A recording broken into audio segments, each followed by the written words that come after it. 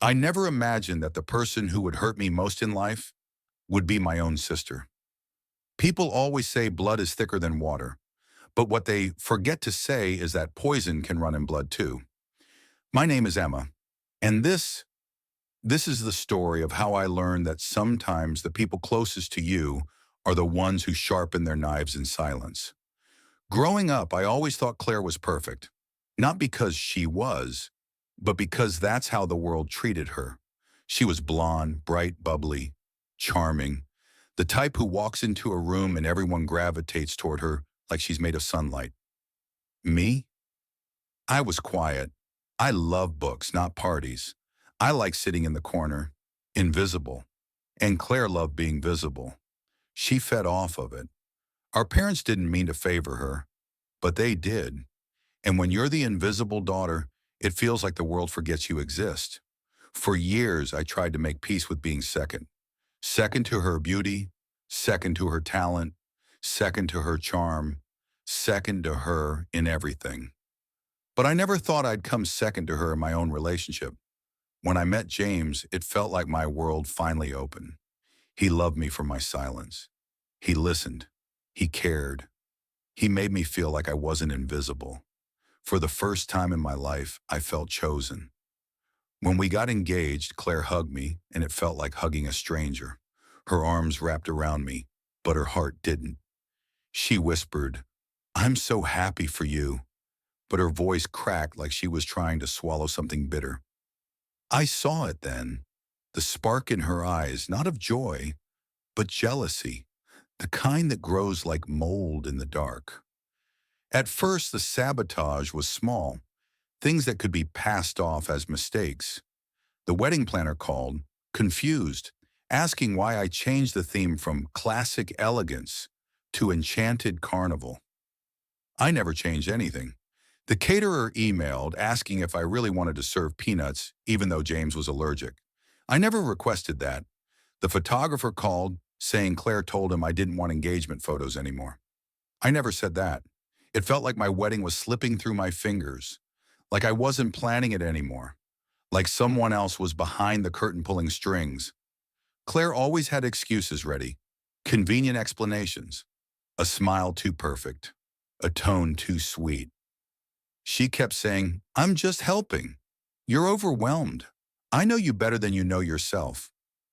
No, she knew how to make me doubt myself better than anyone. The truth revealed itself slowly. One night I overheard Claire on the phone in the kitchen. She didn't know I was in the hallway. She whispered, "I'll get him to notice me. He'll realize he chose wrong. He just needs to see who I really am." My heart stopped. It was about James. I backed away before she could see me. I didn't confront her. Tears stung my eyes, but I swallowed them. Confrontation was her playground. She thrived in chaos. I needed to be smarter. James noticed something was off. He tried to help with planning. He tried to protect me from stress. But every time he tried to talk to Claire, she charmed him like she charmed everyone. One afternoon, I found Claire and James in the living room. She sat too close. Her hand brushed his arm. Her laugh was too loud. I saw the discomfort in his eyes. He gently moved away. She noticed. She hated it. The first major crack appeared when my childhood best friend, Sarah, called me crying. She asked why I uninvited her from the bachelorette party.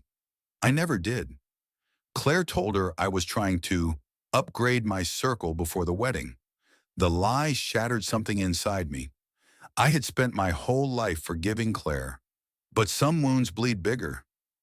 I realized this wasn't sabotage, it was war. But I didn't want to fight.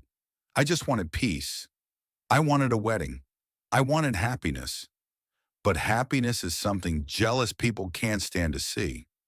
A week before the wedding, I came home and found James sitting on our bed, pale with Claire's perfume clinging to the air, like smoke after a fire. He looked at me with fear in his eyes and said, "She tried to kiss me." My voice cracked when I asked, "What did you do?" "I pushed her away. I told her I love you and I don't want her near me again." "I'm so sorry. I believed him. I could hear the truth shaking in his voice. But my world still fell apart. I didn't scream. I didn't cry. I didn't collapse. I planned. I called every vendor and removed Claire's access. I changed every password. I rebuilt everything she destroyed. I asked Sarah to be my maid of honor again. She said yes. She cried. I cried. We healed. James and I talked. Really talked. For the first time about Claire, about fear, about boundaries. He promised to stand by me. I didn't tell my parents what Claire had done. They wouldn't have believed me. They never did. Claire was their golden child, their angel, their flawless girl.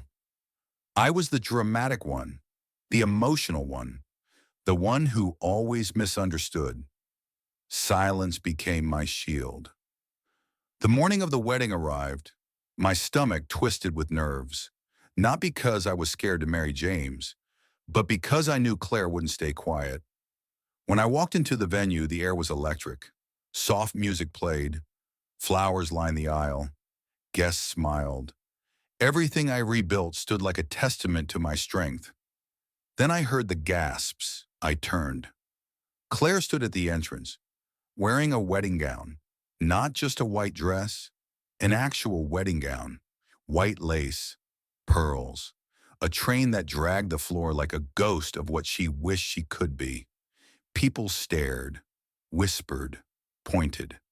She smirked and started walking forward like the aisle was hers. She tried to step past the ushers. They blocked her.